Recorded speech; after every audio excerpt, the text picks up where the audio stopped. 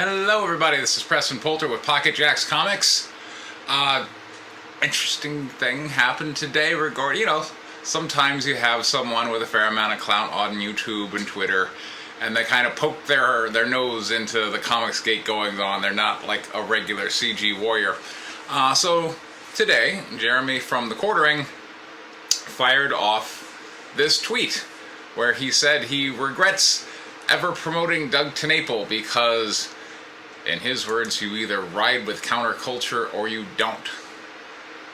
And Jeremy then deleted the tweet, and people were calling him out on it, so then he deleted it, and then people didn't like the fact that he deleted it, and then he put out a different tweet that he claimed was rewording it, that doesn't mention Doug Tenapel at all. It was instead that he was sad to see what Comicsgate had become.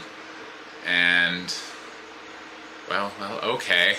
I fired off a witticism and said, hey, if this was a Magic the Gathering game, then I'd call a ref on that take back, because the second tweet does not equal the first tweet, where, first one, you're clearly calling out Doug Tenapel at a time when calling out Doug Tenapel's been really popular with the EVS crowd.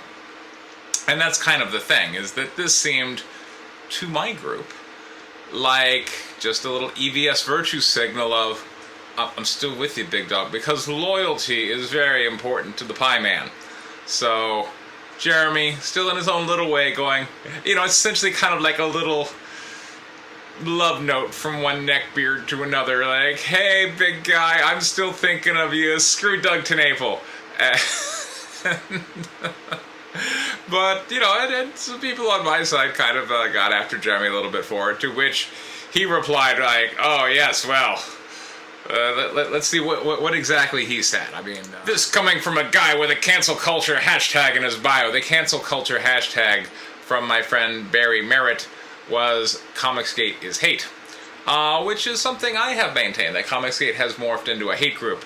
So, Jeremy is just being very lazy about the whole thing. Like, he takes a stand saying, screw Doug Tenapel, and look, this is something I don't understand about the Comicsgaters at all, alright? A lot of them are kind of trying to be in the mold of Howard Stern, and if you would ask Howard Stern, I'm pretty sure, no, in fact, I'm positive. Hey, Howard, do you agree ideologically with every guest you've ever had on? I'm pretty sure you would go, no. In fact, I usually don't agree with any of them. And that's kind of the point, is he brings people on and he finds out how they tick, and they're very curious to Howard. And that was always kind of like the interesting element of the show, and people say why he gives such good interviews is because he's talking to people that typically he doesn't agree with, but he's trying to find some element of common ground. But Howard would never, to my knowledge, Howard has never said, oh wow, I really didn't like it when that person came on because later on they said something about, in fact, Howard would find that typically interesting if somebody would later badmouth him or something. He would never go, I regret ever having him on. And keep in mind, the Howard Stern Show is huge, and if you get to go on the Howard Stern Show and be the freak of the week, and you still get to plug your thing, I'm sure people are getting paydays out there. Howard never acted like that was his money. But Jeremy and all these people in the Comicsgate crowd are constantly like, oh, well, they act like if someone is coming on and they're interviewing them, then that means, hey, I agree with every stance this person has taken, and essentially will ever take, because presumably at the time that Doug Tenapel and Jeremy, or I should say when Jeremy was promoting Doug Tenapel on his channel, that Jeremy felt like, oh, well, Doug is Comicsgate, so Comicsgate is cool, come on.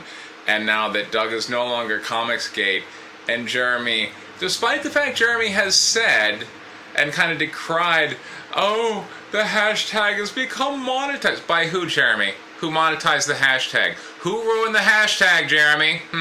Who was it? Come on, give me an answer. Inquiring minds want to know.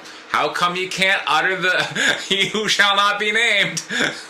Is Ethan freaking Voldemort? What the hell? You gotta act like these other people that are just beyond your comprehension came in and ruined the hashtag, and you just don't know, and now you're just gonna sit back and think, oh, how sad. I mean, the whole thing is just intellectually lazy clout chasing. So, there. And, as I said, if this were a Magic the Gathering game, I'm sorry, I'm calling the judge, because that second tweet is not what the first tweet. You made a stand by it. People are like, Preston, what do you know about Magic the Gathering? Hold on. Let me show you some video from Preston long, long ago. This one hurts, by the way. It's kind of painful.